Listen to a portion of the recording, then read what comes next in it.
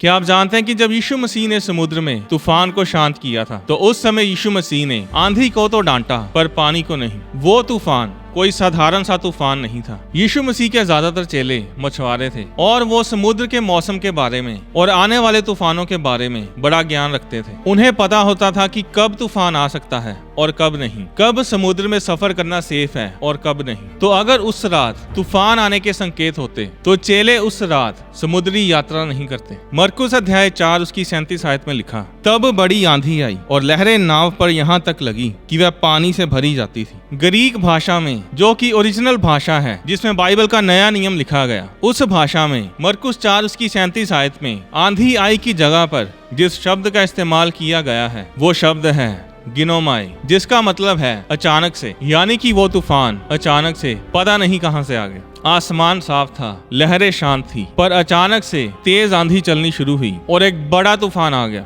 और लहरें उनकी नाव पर जोर जोर से टकराने लगी। अब जो लहरें उनकी नाव पर टकरा रही थी, इसके बारे में ग्रीक भाषा में जो शब्द इस्तेमाल किया गया है वो शब्द है एपीबोलो। एपीबोलो का मतलब है उठाकर फेंकना, जिस तरह कोई बॉल या पत्थर उठाकर मारता है। तो इस वचन का मतलब ये बनता है कि उन लहरों को कोई उठा कर उनकी नाव पर मार रहा था। अब यीशु मसीह उस नाव में बड़े आराम से सो रहे थे, पर चेलों ने यीशु मसीह को जगाकर उससे कहा, हे गुरु, क्या तुझे कोई चिंता नहीं कि हम नष्ट हुए जाते हैं? और तब यीशु मसीह ने उठकर आंधी को डांटा और पानी से कहा, शांत रह, थम जा। और आंधी थम गई और बड़ा चैन हो गया। इस वचन में लिखा है कि यीशु मसीह ने आंधी को तो डांटा पर पानी को नहीं। यीशु मसीह ने पानी को क्यों नहीं डांटा? क्योंकि उन लहरों को उनकी नाव पर फेंकने वाला शैतान था और इसीलिए यीशु मसीह ने उसकी जड़ को पकड़ा और आत्मिक क्षेत्र में शैतान को डांटा। और जब शैतान भागा तो पानी को डांटने की जरूरत नहीं पड़ी। जो मुसीबत उस समय नजर आ रही थी वो लहरें थी, पानी था, पर यीशु मसीह ने पहले पानी से कुछ नहीं कहा। यीशु मसीह ने उसकी जड़ को पकड़ा। वो तूफान शैतान की तरफ से था। शैतान जानता था कि यीशु मसीह और उसके चेले जिस देश की ओर जा रहे हैं वहाँ एक बहुत बड़ा चमत्कार होने वाला है, क्योंकि उस जगह पर एक मनुष्य रहता था जिसके अंदर 6000 से ज्यादा दुष्ट आत्माएं रहती थी। शैतान जानता था कि अगर उस मनुष्य का सामना यीशु मसीह के साथ हो गया तो वो उन दुष्ट आत्माओं से आजाद हो जाएगा और ये एक बहुत ही बड़ा चमत्कार होगा जो परमेश्वर की महिमा को लेकर आएगा। जब भी आपके जीवन में कोई बड़ा चमत्कार या कोई बड़ा मुकाम आने वाला होता है तो उस समय शैतान आपकी जिंदगी पर बहुत अटैक करता है, पर अगर आप परमेश्वर के वचन में बने रहते हैं तो फिर उस तूफान के बाद आशीष भी बहुत बड़ी मिलती है। अगर आप मरकुस अध्याय 4 उसकी 37 आयत की शुरुआत को पढ़ें तो उसमें लिखा है कि तब बड़ी आंधी आई, यानी कि बड़ा तूफान आया। पर जब 39 आयत में तूफान थम गया तो लिखा है कि बड़ा चैन हो गया। जितना बड़ा तूफान उतनी बड़ी आशीष। लूका अध्याय 10 उसकी 19 आयत में परमेश्वर ने कहा कि मैंने तुम्हें सांपों और बिच्छुओं को रौंदने का और शत्रु की सारी सामर्थ्य पर अधिकार दिया है और किसी वस्तु से तुम्हें कुछ हानि ना होगी। क्या आप जानते हैं कि सांप कहाँ से डसता है? अपने मुंह से। और बिच्छू कहां से डंक मारता है? अपनी पूंछ से। तो यीशु मसीह के कहने का मतलब ये था कि शैतान के सिर से लेकर पूंछ तक उसकी किसी भी चीज से तुम्हारी कुछ हानि ना होगी। बाइबल बताती है कि यीशु मसीह ने अपनी कलीसिया को वो सब अधिकार दिए हैं जो यीशु मसीह के पास थे। और तो और यूहन्ना अध्याय 14 उसकी 12 आयत में यीशु मसीह ने कहा कि मुझ पर विश्वास करने वाले मुझसे भी बड़े बड़े काम करेंगे। ग्रीक भाषा में लिखा है कि यीशु मसीह ने पानी से कहा,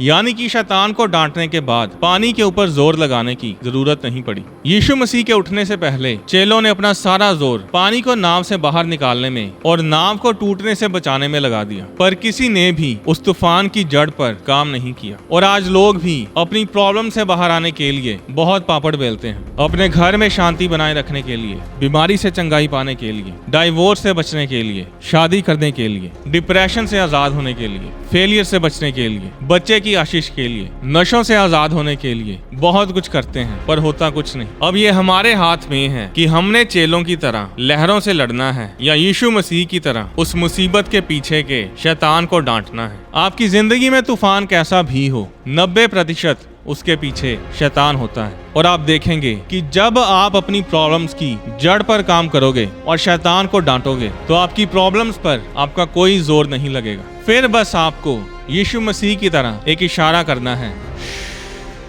और प्रॉब्लम गायब, तूफान थम जाएगा और बड़ा चैन हो जाएगा। परमेश्वर आपको आशीष दे। सबको जय मसीह।